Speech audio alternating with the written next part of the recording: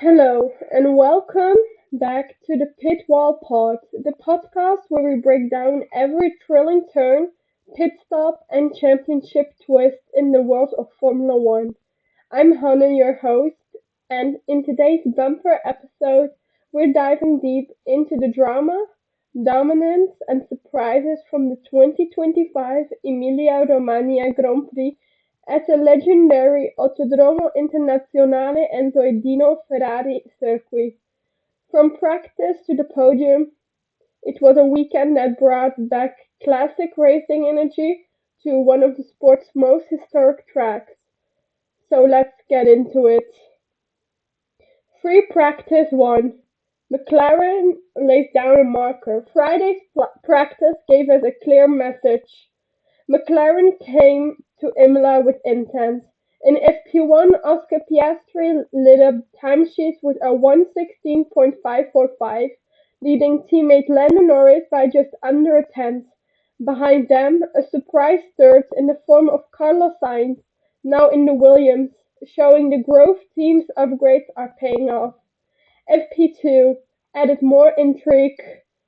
Piastri again on top, Norris right behind, and Gasly for Alpine in third.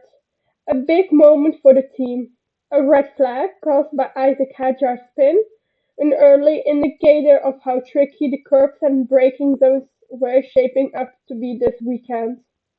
By FP3, Norris finally topped the session, although by a whisker over Piastri, and Verstappen again settled into third, constant but not dominant.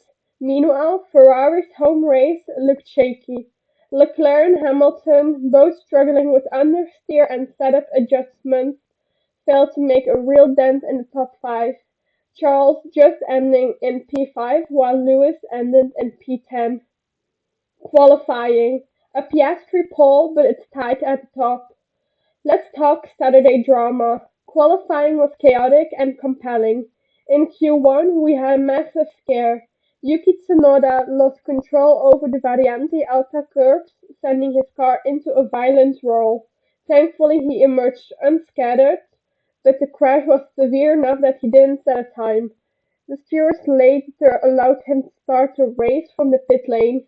At the end of Q1, we had another red flag by Franco Colapinto that had crashed. He went through to Q2 but didn't set a time in Q2.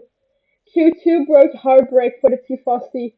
Both Charles Leclerc and Lewis Hamilton were knocked out, qualifying only 11th and 12th. For a team racing at home, it was a punch to the gut. Ferrari's tire prep and traffic strategy simply fell apart. Also, home driver Kimi Antonelli didn't go through to Q3, ending behind Lewis Hamilton. Then came Q3. And what a showdown! Oscar Piastri put together a clinical lap of 1:14.670.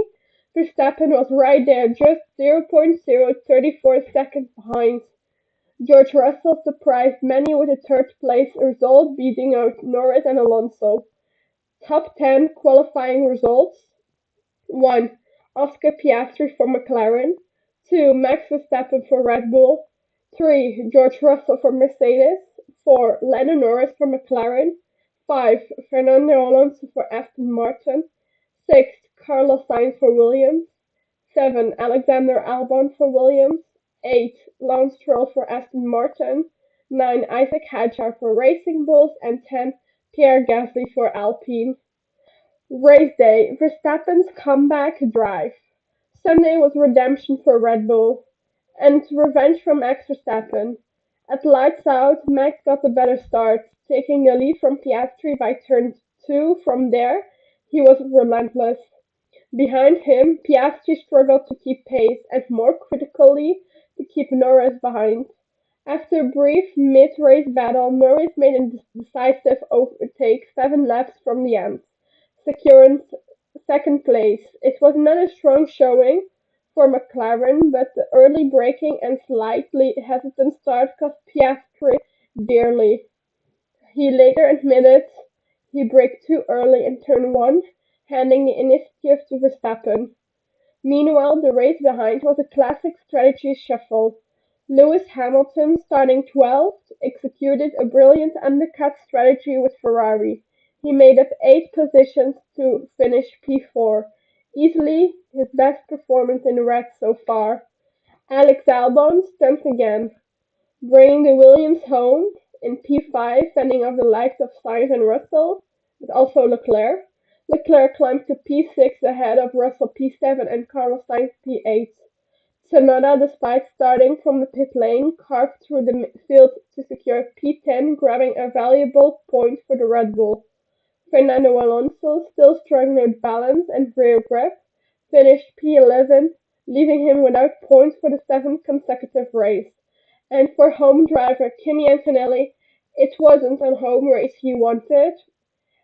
He had a DNF at the end. Final race classifications: 1. Max Verstappen, 2. Lando Norris, 3. Oscar Piastri, 4. Lewis Hamilton, 5. Alexander Albon, 6. Charles Leclerc, 7. George Russell, 8. Carlos Sainz, 9. Isaac Hadjar, and 10. Yuki Tsunoda. Analysis and takeaways. So what does this race mean for the championship? Well, Oscar Piastri still leads the driver standings with 131 points, but Norris is closing the gap, now just 13 points behind. Verstappen, with his second win of the season, now sits third overall. After a slow start to 2025, he's clearly finding his rhythm, and after he became a dad, what a race he had. In a constructive battle, mclaren is running away. They sit at 246 points, well ahead of Mercedes with 144 and Red Bull with 131.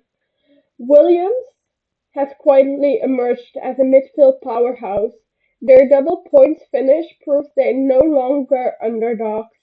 And Ferrari, well, they showed race pace, but qualifying has continued to hunt them. What's next? Monaco awaits. The jewel in the crown. Monaco is next. A track where qualifying is everything, and margins are microscopic. Can Piastri recover? Will Norris finally get that second win of the season, long awaited win? And is Verstappen ready to dominate the summer swing? We'll have it all for you right here on the Pitwall Pod. Be sure to subscribe, leave us a review, and follow us for more behind the scenes scoops and analysis. I'm Hannah, and this was your deep dive into the Emilia Romagna Grand Prix 2025. Until Monaco, stay fast, stay fearless.